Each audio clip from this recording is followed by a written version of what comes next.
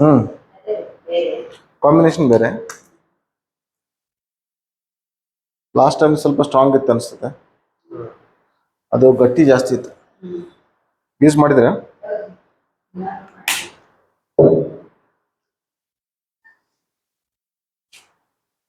ಚೆನ್ನಾಗಿ ನೋಡಿ.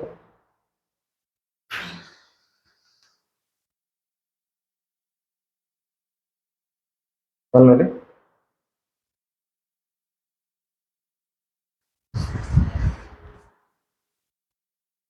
we are using a specific camphor based oil.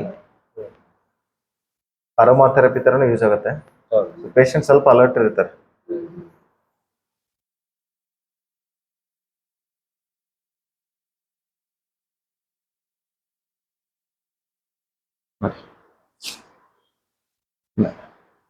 ಬರ್ತದೆ.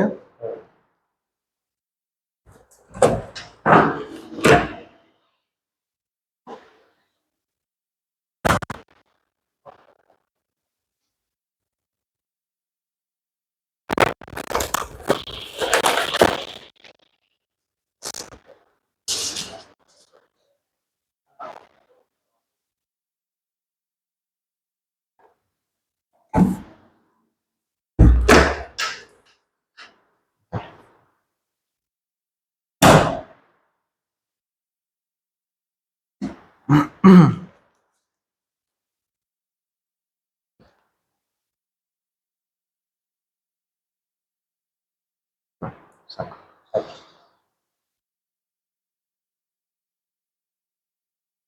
ಸ್ಮೆಲ್ ನೋಡಿ ಹೆಂಗಿದೆ.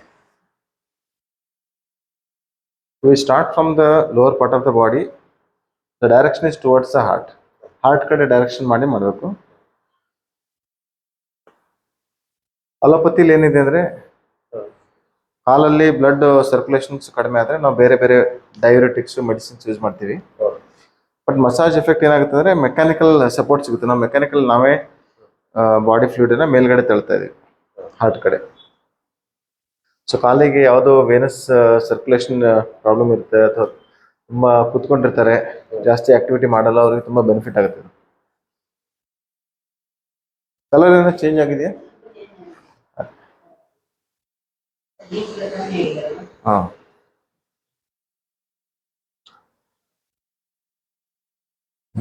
ಇಟ್ಕೊಂಡು ಹೆಂಗೆ ಮಾಡಿ ನಾನು ತೊಗೋತೀನಿ. ಇವಾಗ ನೀವೊಂದು ತೊಗೊಂಡಿದ್ದೀನಿ ಹೆಂಗೆ ತೊಗೊಂಡು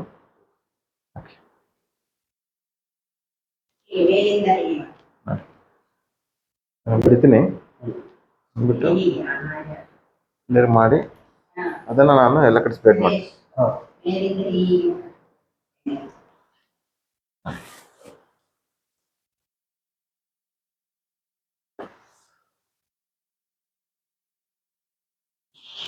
ಹಿಂಗೆ ಇಟ್ಕೊಳ್ಳಿ, ಕಾಲು ಎತ್ತಿ ಇಟ್ಕೊಳ್ಳಿ. ಎಡಗಡೆ ಕೈಯಿಂದ ಕಾಲು ಇಟ್ಕೊಳ್ಳಿ. ಹಿಂಗೆ ಬಲಗಡೆ, ಇದು ನಿಮ್ಮ ಬಲಗಡೆ ಕೈಯಿಂದ ಕಾಲು ಇಟ್ಕೊಳ್ಳಿ. ಇರಲಿ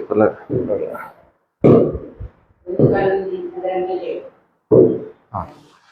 ಈಗ ಎಡಗಡೆ ಕೈಯಿಂದ ಹಿಂಗೆ ಹಾರ್ಟ್ ಕಡೆ ಮೇಲೆ.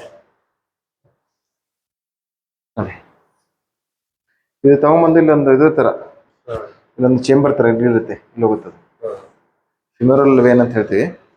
ಸೊ ಬ್ಯಾಕ್ ಫ್ಲೋ ಎಲ್ಲ ಕ್ಲಿಯರ್ ಆಗಿ ಮೇಲ್ಗಡೆ ಹೋಗುತ್ತೆ.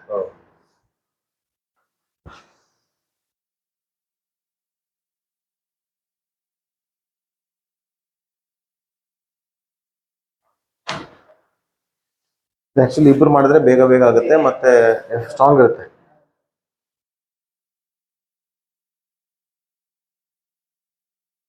ಕಂಫರ್ಟಬಲ್ ಅನ್ಸುತ್ತಾ? ಆರಾಮ್ ಅನ್ಸುತ್ತಾ?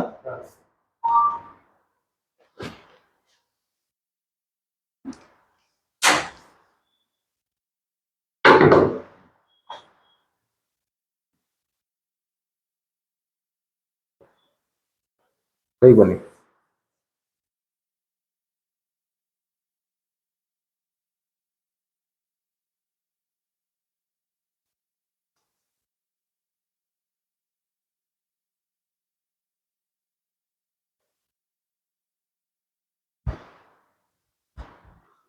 ಸ್ವಲ್ಪ ಖಾಲಿ ಹೇಗೆ ಆಗ್ತದೆ, ಹೇಗೆ ಹಾಕಲ್ಲ ಆ ಕಡೆ ಕೈ.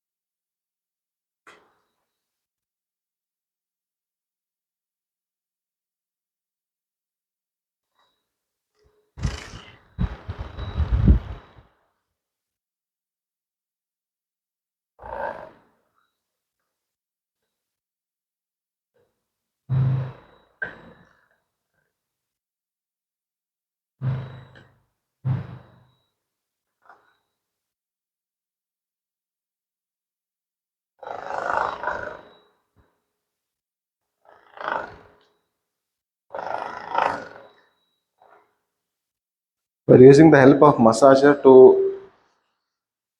take out the body fluid from the peripheral venous stasis towards upper side, towards the heart. ಕಾಲ್ಗಡೆ ಏನು ಸ್ವೆಲ್ಲಿಂಗ್, ಕಾಲ್ಗ ಮೇಲೆ ಏನು ಸ್ವೆಲ್ಲಿಂಗ್ ಇರುತ್ತಲ್ಲ, ನಾವು ಕಾಲುಗಳು ಜಾಸ್ತಿ ಮೂವ್ಮೆಂಟ್ ಮಾಡಿಲ್ಲ ಅಂದರೆ ಸ್ವೆಲ್ಲಿಂಗ್ ಜಾಸ್ತಿ ಆಗುತ್ತೆ. ಕಾಲುಗಳು ಸ್ವಲ್ಪ ಕಪ್ಪು ಬರೋ ಥರ ಆಗುತ್ತೆ. ಅದಕ್ಕೆ ಅದು ಕಪ್ಪನ್ನು ಕಡಿಮೆ ಮಾಡೋಕ್ಕೆ ಇದು ಈ ಥರ ಮೇಲ್ಗಡೆ ಮೂವ್ಮೆಂಟ್ ಮಾಡಬೇಕು. ಮೂವ್ಮೆಂಟ್ ಮೇಲ್ಗಡೆ ಮಾಡಿದ್ರೆ ನಮ್ಗೆ ಈಸಿ. ಇಲ್ಲೆಲ್ಲ ಕೊಳೆಯ ಕಶ್ಮಲಗಳು ಏನು ಬಾಡಿಲಿ ಇರೋದು ಕಾಲಲ್ಲಿ ಜಮಾ ಇರೋದು ಮೇಲ್ಗಡೆ ಹಾರ್ಟ್ ಕಡೆ ಬರುತ್ತೆ, ಫ್ರೆಶ್ ಆಗುತ್ತೆ.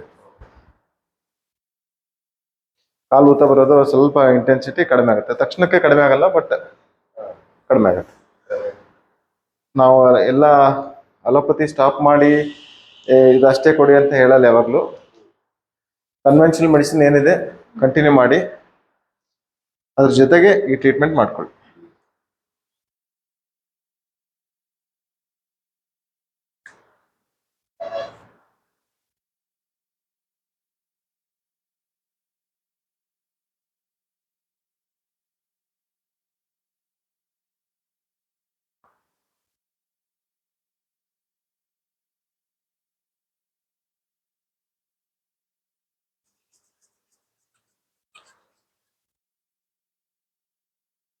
ಹಿಡ್ಕೊಳ್ಳಿ.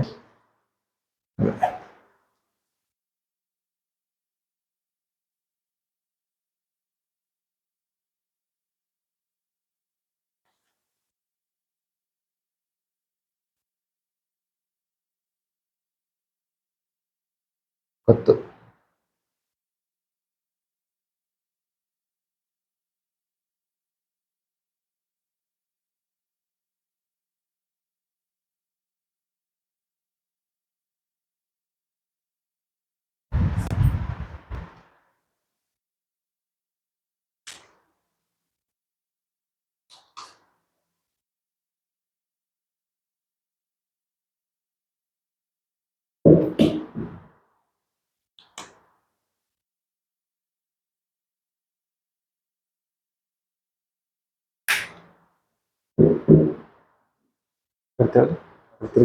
ತೆಗಿಸೋದು ಕೇರ್ಫುಲ್. ಇಟ್ಕೊಳ್ಳಿ, ಕೇರ್ಫುಲ್. ಬೀಳೋ ಥರ ಇರುತ್ತೆ.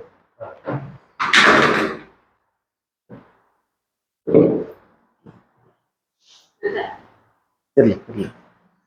ಬ್ಯಾಕ್ ಮಸಲ್ಸ್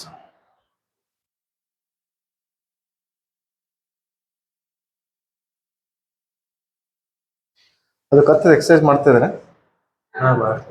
ಡೈಲಿ ಎಷ್ಟೊಂದು 20-30 ಸಲ ಆಗುತ್ತಾ?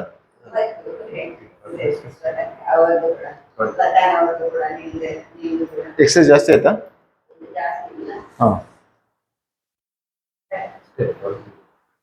20 ಮಿನಿಟ್ಸ್. ಸೊ ಕತ್ತದು ಕಾಲದು ಜಾಸ್ತಿ ಮಾಡೋಣ. ಲತಾ ಅವರು 20 20 times. 20 ಟೈಮ್ಸಾ? ಓಕೆ. ಎಷ್ಟು ಜಾಸ್ತಿ ಮಾಡ್ತೀವಿ ಇದೆಲ್ಲ ಇದಕ್ಕೆ ಶೇಪ್ ಬರುತ್ತೆ. ಟ್ರಪೀಜಿಯಸ್ಗೆ ಶೇಪ್ ಬರುತ್ತೆ. ಸರ್ ನೋವಿದೆ ಇಲ್ಲಿ? ಹ್ಮ್. ಸೊ ಪೇಷಂಟ್ ಇಂಟ್ರಾಕ್ಷನ್ ಮಾಡ್ಕೊಂತಿರ್ಬೇಕು. ಇನ್ನು ನೋವಿದೆಯಾ, ರಿಸ್ಪಾಂಡ್ ಇದೆ, ಪ್ರೆಷರ್ ಏನಾದ್ರು ಫೀಲ್ ಆಗುತ್ತಾ, ಟೈಟ್ನೆಸ್ ಅನ್ಸುತ್ತಾ ಎಲ್ಲ ಕೇಳ್ಬೇಕು. ಪೇಷಂಟ್ ಮಲ್ಕೊಂಡ್ಬಿಡ್ತಾರೆ ಅಲ್ಲ? ಸುಸ್ತು ಬೆನ್ನು ಹುರಿ ಇರುತ್ತಲ್ಲ, ಬೆನ್ನು ಹುರಿ ಪಕ್ಕದಲ್ಲಿ ಅದಕ್ಕೆ 2 ಸೆಟ್ ಆಫ್ ಮಸಲ್ಸ್ ಬರುತ್ತೆ ನಮ್ಗೆ, ಪ್ಯಾರಾಸ್ಪೈನಲ್ ಮಸಲ್ಸ್ ಅಂತೀವಿ. ಏನು ಮಾಡೋಕ್ಕಾಗಲಿ ಇದಷ್ಟೇ ಮಾಡಿದ್ರೆ ಸಾಕು ನಂಗೆ ನೋಡಿ, ಬೆನ್ನುಗಳ ಸೈಡಲ್ಲಿ. ಅದಕ್ಕೆ ನಾವು ಪ್ಯಾರಾಸ್ಪೈನಲ್ ಮಸಲ್ಸ್ ಅಂತೀವಿ. Paraspinal muscles, neck muscles, trapezius body, upper ಬಾಡಿಗೆ. ಇದು ಸೈಡಿಗೆ ಇರೋದು ಎರೆಕ್ಟರ್ ಸ್ಪೈನಿ ಅಂತ ಹೇಳ್ತೀವಿ. ನಮ್ಮ ಬೆನ್ನನ್ನು ಹಿಡ್ಕೊಂಡು ಸ್ಟ್ರೈಟ್ ಆಗಿ ಇಟ್ಕೊಳ್ಳೋಕೆ ಹೆಲ್ಪ್ ಆಗುತ್ತೆ. ಸೊ ಇದಷ್ಟೇ ನಾನು ಜಾಸ್ತಿ exercise shoulder, upper shoulder exercise ಮಾಡ್ತೀರಾ ಅವಾಗ ಮಸಲ್ ಸ್ಟ್ರೆಂತ್ ಜಾಸ್ತಿ ಆಗುತ್ತೆ. ಸ್ಟ್ರೆಂತ್ ಜಾಸ್ತಿ ಆದರೆ ಸ್ವಲ್ಪ ಬಾಡಿ ಈಗ ಹಿಂಗಿದೆ, ಫುಲ್ಲು ಬಾಡಿ ಪೋಸ್ಚರ್ ಕರೆಕ್ಟ್ ಆಗುತ್ತೆ.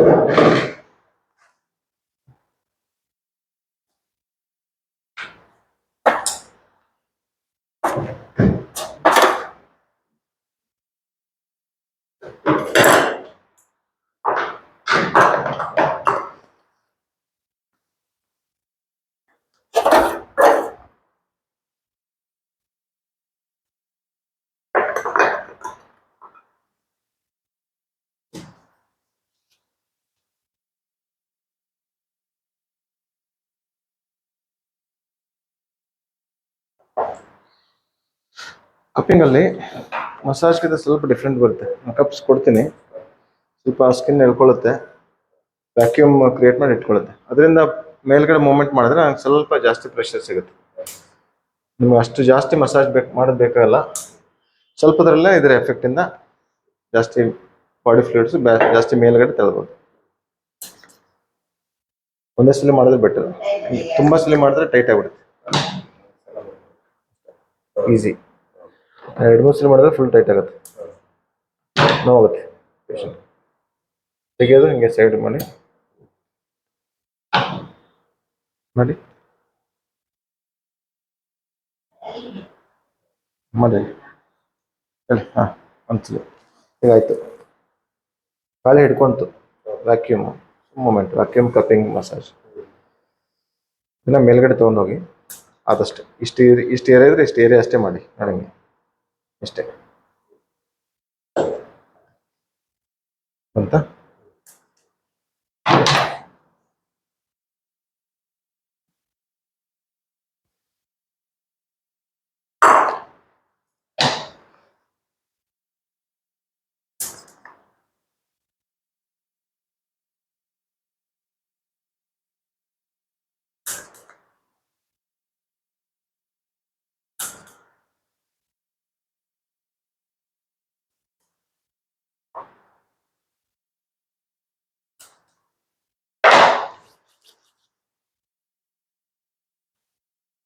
ಕೆಲವು ಸಲ ಇದು ಹಂಗೆ ವ್ಯಾಕ್ಯೂಮ್ ಕಪ್ ಮಾಡಿ ಹಂಗೆ ಬಿಡ್ಬೋದು, ಬಿಟ್ಟು ನಾವು ಬೇರೆ ಮಾಡ್ಕೋಬೋದು. ಹಂಗೆ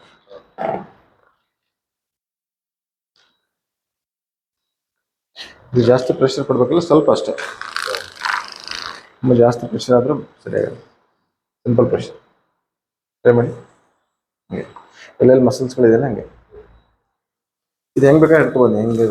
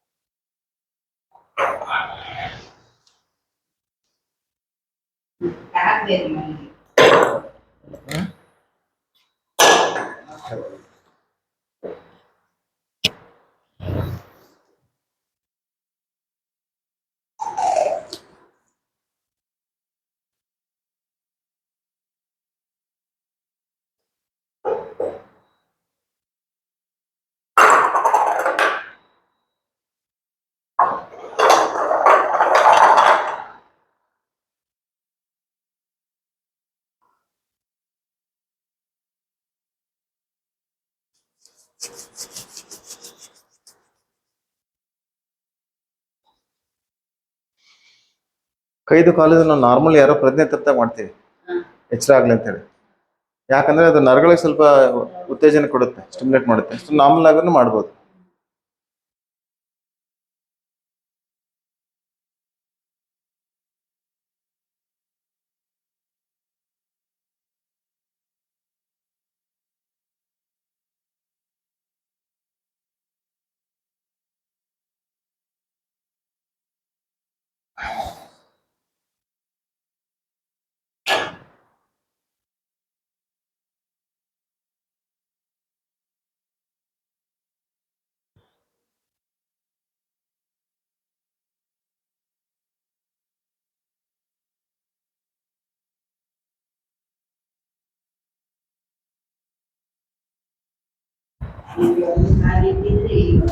ಹೌದು, ಕಾಲು ಹೆವಿ ಇದೆ ಅದು.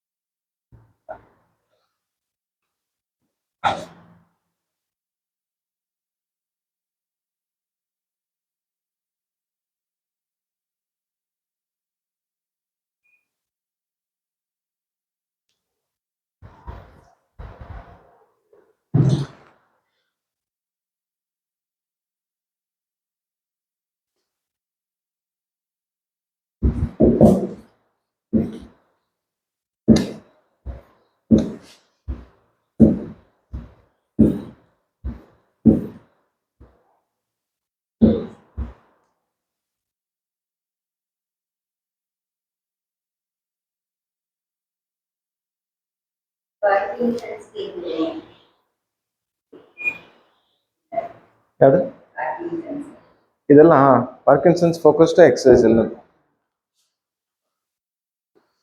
ಒಂದು ಫೋಕಸ್ ಏನಂದ್ರೆ ಪ್ರೋಗ್ರೆಷನ್ ಆಗೋದನ್ನ ಕಡಿಮೆ ಮಾಡಲಿ ಅಂತ. ಯಾವುದು ನ್ಯಾಚುರಲ್ ರೆಮಿಡೀಸ್, ಆಯಿಲ್ ಹಚ್ಚೋದೇನು ಸಿಂಪಲ್ ರೆಮಿಡಿ ಹೆಲ್ಪ್ ಆಗುತ್ತೆ ಅಂತ ಒಂದು ಫೋಕಸ್ ಇಂದ ಹಚ್ಚೋದು. At the same time muscles ನಾವು ನಾರ್ಮಲ್ ಆಗಿ ನಾವು ಆಕ್ಟಿವ್ ಇದ್ರೆ ಬೇರೆ ಇರುತ್ತೆ ಮಸಲ್ಸ್.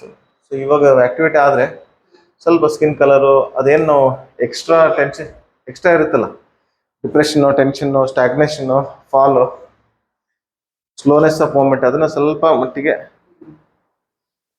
ಒಂದು ಸ್ಟ್ಯಾಂಡರ್ಡ್ ಕನ್ವೆನ್ಷನಲ್ ಮೆಡಿಕಲ್ ಥೆರಪಿ ಜೊತೆಗೆ ಆಡ್ ಆನ್ ಆಗಿ ಮಾಡಿದ್ರೆ ಸ್ವಲ್ಪ better then just conventional therapy.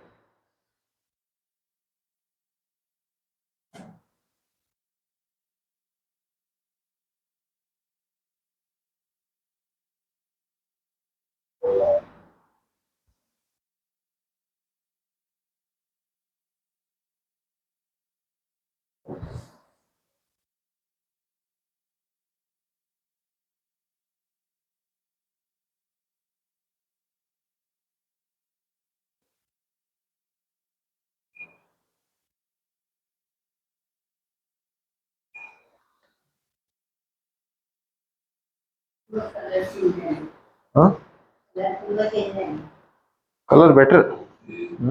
Medicines ಮಾತ್ರ ಸೇಮ್ ಇದೆಯಲ್ಲ.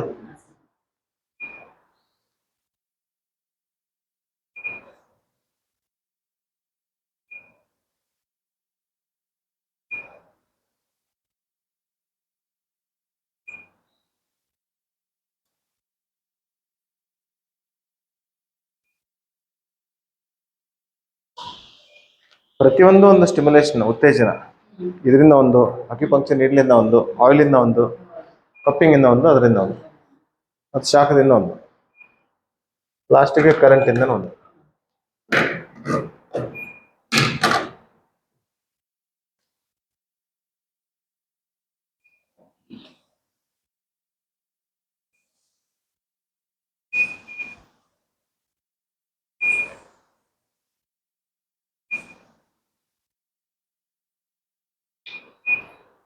ನಾನೀಗ ಲಾಸ್ಟ್ ಟೈಮಿಂದ ಈ ಟೈಮ್ಗೆ 6 ಆಯಿಲ್ ಯೂಸ್ ಮಾಡಿದ್ವಿ, 6 ಆಯಿಲ್ಸ್.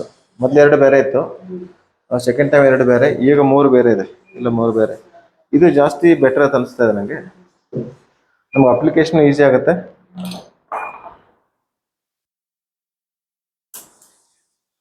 ಸೆಕೆಂಡ್ ಆಯಿಲ್ ಸ್ವಲ್ಪ ಗಟ್ಟಿ ಜಾಸ್ತಿ, ಬ್ಲ್ಯಾಕ್ ಜಾಸ್ತಿ ಇದೆ.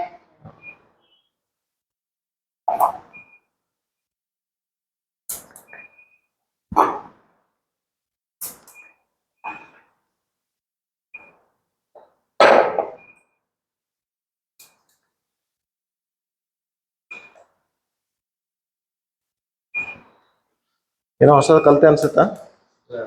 ಇಲ್ಲ ಕಲ್ತಾಗ ಅನ್ಸುತ್ತಲ್ಲ.